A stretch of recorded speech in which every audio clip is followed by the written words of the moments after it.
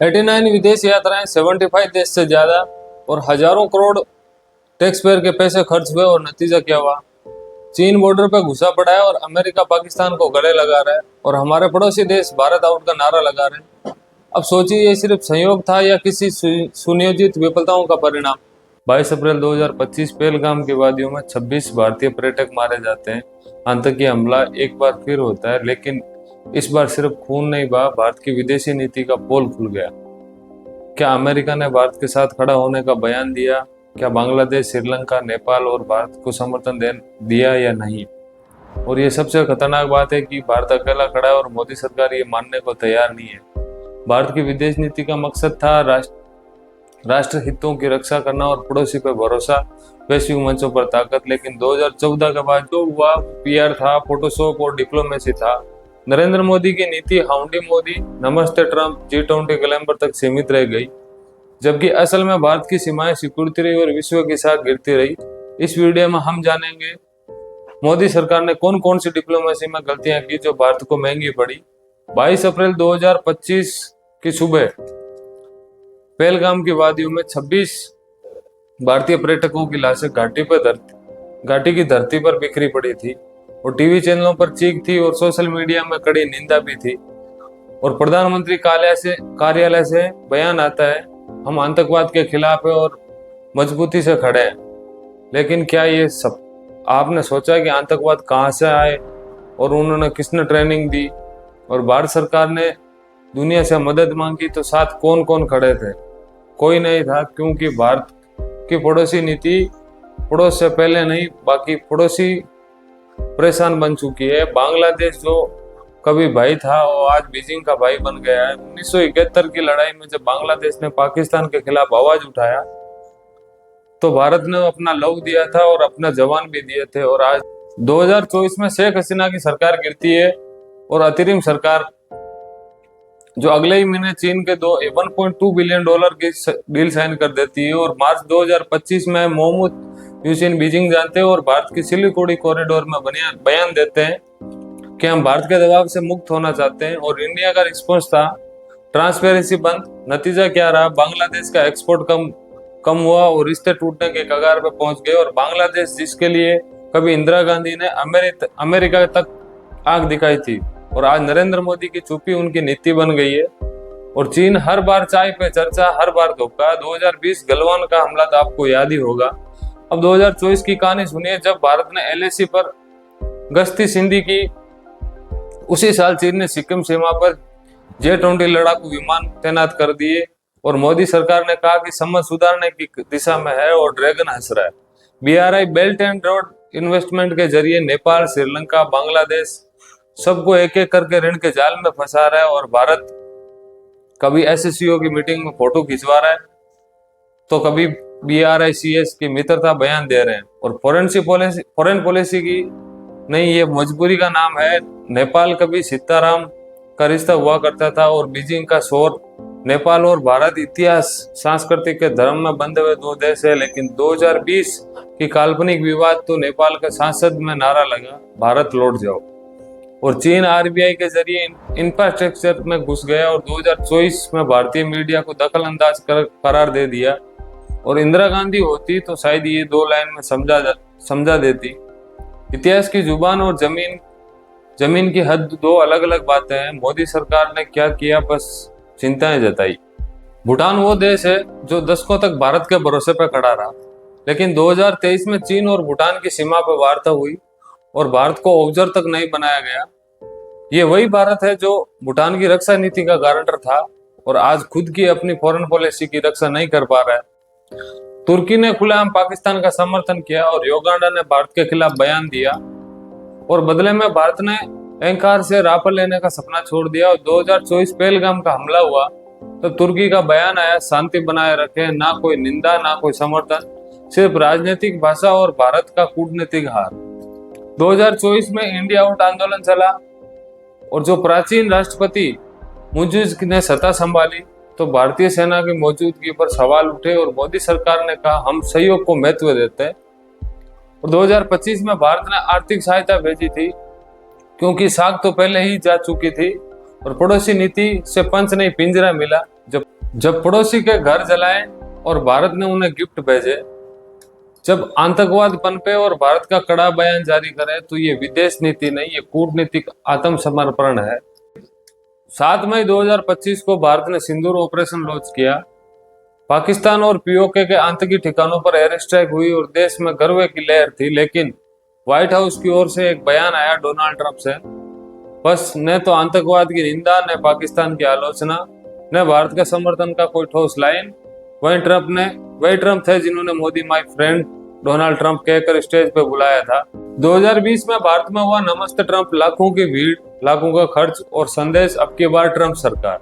मोदी जी ने अमेरिकी चुनावों में खुलकर हिस्सा लिया, जब डिप्लोमेटिकली एक ऐतिहासिक भूल थी जो अमेरिका की राजनीति को समझने वाले कोई भी जानता है। यूएस प्रेसिडेंट बदलते रहेंगे, लेकिन भारत की सारी उम्मीदें एक ही आदमी पर लगा देना, डोनाल्ड ट्रंप। और जब ट्रंप हार गए तो भारत की डिप्लोमेसी वहीं अटक गई थी।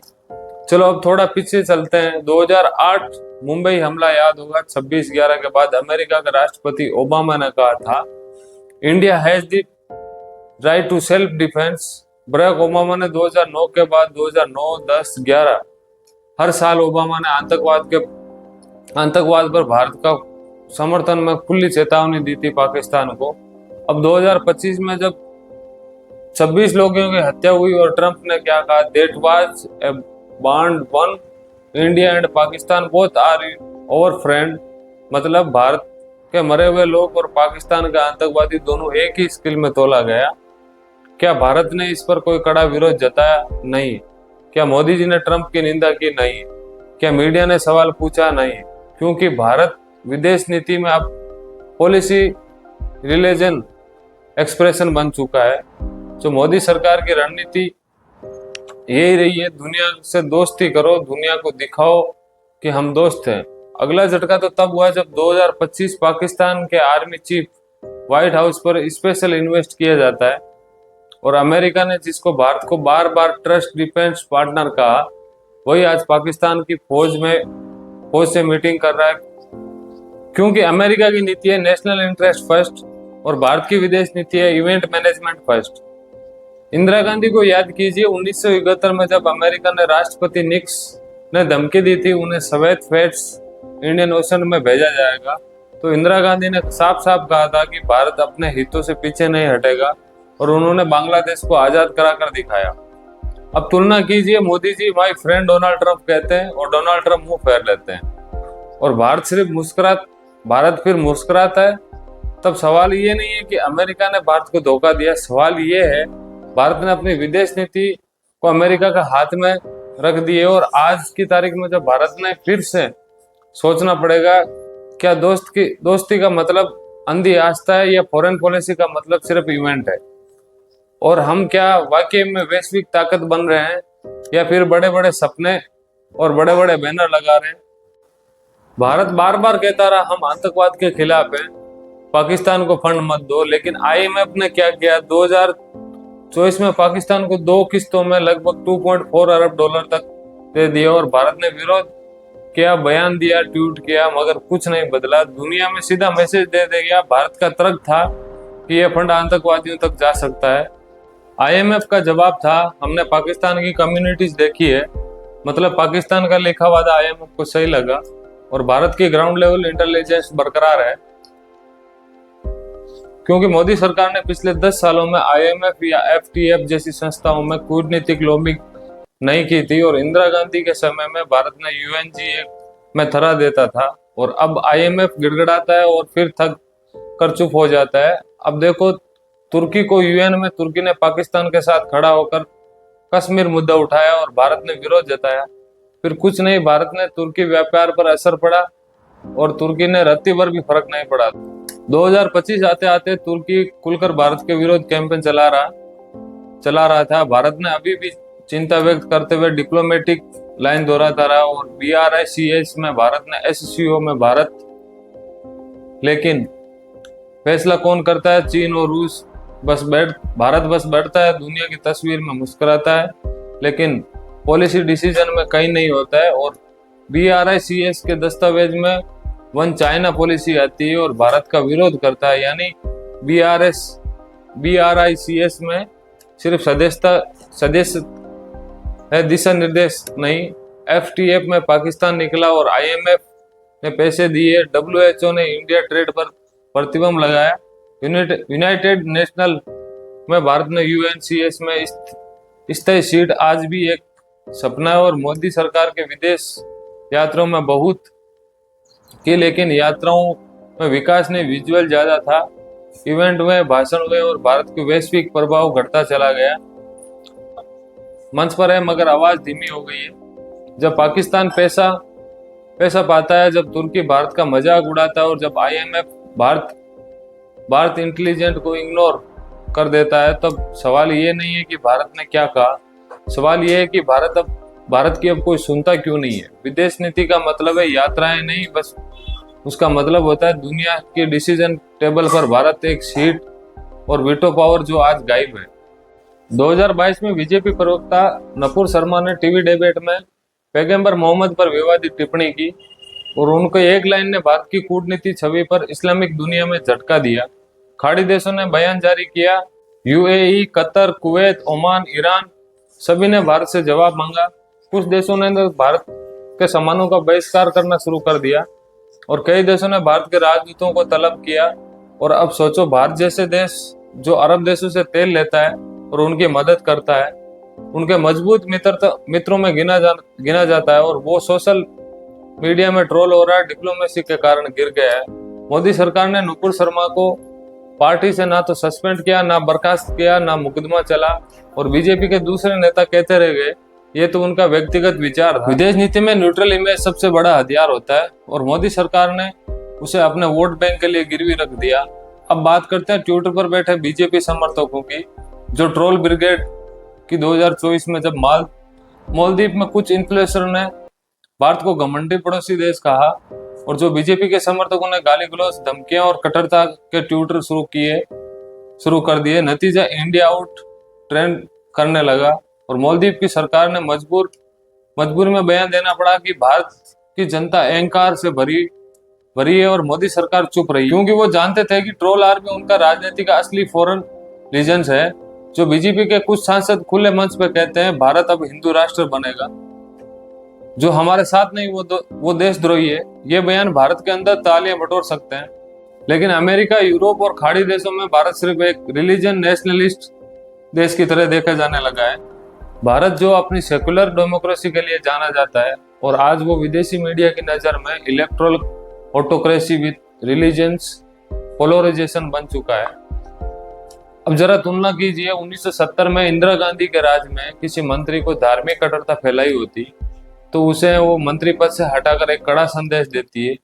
आज नफरत फैलाने वाले नेता ट्रोल आर्मी का हीरो बन जाते हैं और सरकार उसे शाबाशी देती है, सजा नहीं।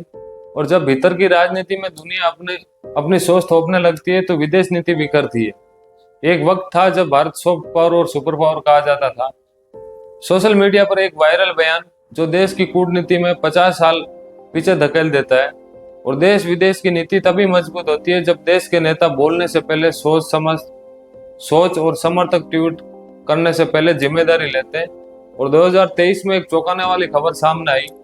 अडानी समूह पर 265 मिलियन की घूसखोरी का आरोप लगा जब श्रीलंका, केन्या और बांग्लादेश के देशों में सरकारी अधिकारियों को कथित तौर पर रिश्वत दी गई।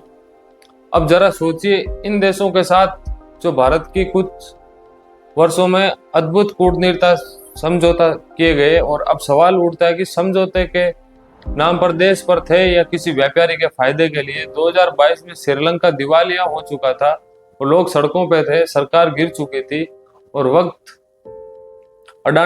उसी वक्त अडानी ग्रुप ने $500 मिलियन की बिजली परियोजना मिलती है और बिना ट्रेंड के। और श्रीलंका पावर मिनिस्ट्री ने संसद ने कहा था कि यह डील भारत सरकार के दबाव में हुई है।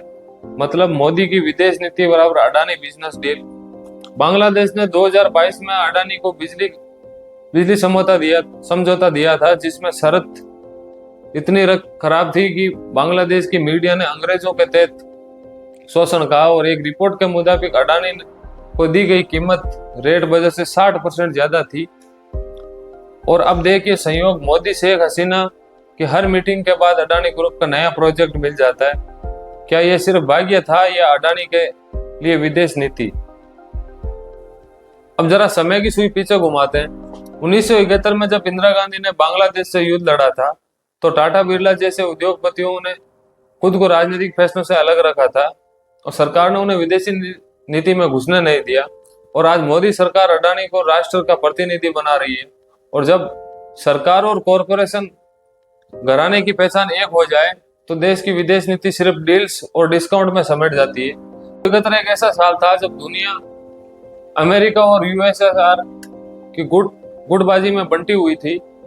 और इस दौरान इंदिरा गांधी ने एक साहसी फैसला लिया जो पूरे पाकिस्तान की जनसंख्या को नरसंहार से जूझ रही है और 10 मिलियन से अधिक शरणार्थी भारत आ चुके थे और यूएन मौन था। इंदिरा गांधी ने कहा भारत अब मूक दर्शक नहीं रहा है और उन्हें अपनी किसी पश्चिमी समर्थन भारतीय बांग्लादेश से मुक्ति और युद्ध में समर्थन दिया।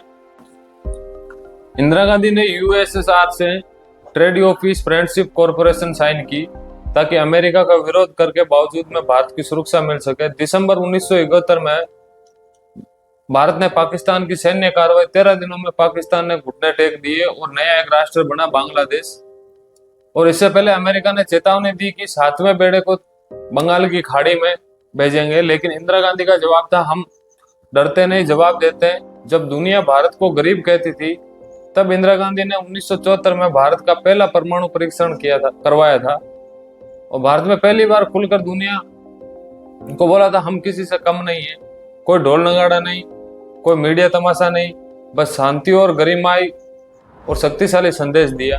जब अमेरिका के प्रेसिडेंट निक्स ने इंदिरा गांधी को अड़ियल महिला कहा तो उन्होंने झुकने की ठानी और यूएन ने पाकिस्तान के खिलाफ वोटिंग हो रही थी तो भारत खुलकर कहा कि हम इंसानियत के खिलाफ खड़े होंगे, ना कि आतंकवाद के साथ। इंदिरा गांधी ने अमेरिका के खिलाफ लड़ाई लड़ी, मोदी ने अमेरिका को जिगरी दोस्त बनाया। इंदिरा गांधी ने रूस से साझेदारी के बावजूद भी भारतीय संप्रभुता को प्राथमिकता दी और मोदी ने क्वाड्स में घुसकर चीन को और भड़का दिया। इंदिरा गांधी ने कॉरपोरेशन लॉबी नहीं चलाई, मोदी ने विदेशी यात्रा में अडानी और रिलायंस के लिए डीलिंग बनाई। और पुरुष प्रधान राजनीतिक में इंदिरा गांधी लोहा महिला बनकर उभरी। उनका हर कदम भारत को स्वाभिमान से भर देता था और आज सिर्फ जप्पी और डिप्लोमेसी, इवेंट पॉलिटिक्स और ट्विटर स्टेटमेंट के सारे खड़ा है। भारत को फिर चाहिए कूटनीति की रीढ़। और आज जब हम अपने पड़ोसी देशों से घिरे हुए हैं और अमेरिका से धोखा पा रहे हैं और चीन से डर के जी रहे हैं तो हमें नमस्ते ट्रंप नहीं बल्कि इंदिरा गांधी स्टाइल में डिप्लोमेसी की जरूरत है। कूटनीति कोई फोटोशूट नहीं है, ये वो रण है जहाँ शब्द नहीं नीतियां बोलती है। और राष्ट्रीय हित से पहले इवेंट नहीं नीति से दोस्ती होती है। अब की बार ट्रंप सरकार बोलने से रिश्ते नहीं बनते, राष्ट्रीय हितों को प्राथमिकता देने से बनते हैं। और जब अमेरिका चुनाव हारेगा तो दोस्ती भी हार जाएगी। क्या कूटनीति किसी नेता की पर्सनल पीआर नाम है? भारत को लीडर के भरोसे नहीं, इंस्टीट्यूशन के भरोसे फॉरेन पॉलिसी चलानी चाहिए।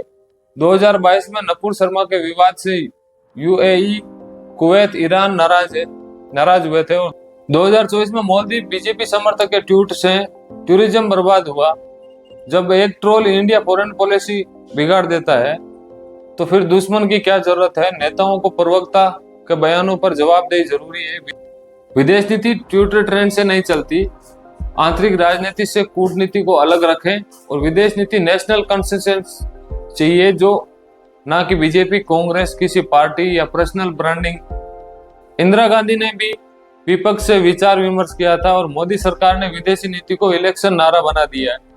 विदेश मंत्रालय को सर्वोच्चता दो और सभी दलों को साझा और निर्णय में शामिल करो। साउथ कोरिया ने बीटीएस और के ड्रम के दम पर पूरी दुनिया को सॉफ्टवेयर बना ली और जापान ने एनिमी से और टर्की धर्म से और इंडिया ने हमारी संस्कृति, योग, Ayurveda, AI, digital, UPI, ISRO तक जाती है, लेकिन इस्तेमाल सिर्फ योग दिवस तक सीमित हो गया है। सॉफ्टवेयर को असली नीति बनाओ, इवेंट नहीं इकोसिस्टम बनाओ और अंतर्राष्ट्रीय मंचों पर लॉबिंग बढ़ाओ। अकेले चिल्लाने से असर नहीं होता। यूएन, एटीएफ, आईएमएफ जैसे मंचों पर भारत की आवाज कमजोर है। और ये एक आइसोलेट लगती है, जैसे पाकिस्तान IMF लोन ले जाए और चाइना LSE पर कब्जा कर ले और इंडिया सिर्फ स्ट्रांगली वर्ड स्टेटमेंट दे। देश की इज्जत विदेश में तय होती है भाई। विदेश नीति कोई स्टूडियो में शूट हुआ इवेंट नहीं होता है। ये वो रणभूमि है जहां हर मुलाकात, हर बयान और हर चुप्पी का असर होता है। अब समय भारत को इंदिरा गांधी स्टाइल में फॉरेन पॉलिसी और फिर से अपनाने की, जहां सम्मान और आत्मनिर्भरता, साहस और चतुराई हो, क्योंकि देश के प्रधानमंत्री बदल सकते हैं पर उनकी विदेश नीति का स्तर गिरना नहीं चाहिए। जय हिंद।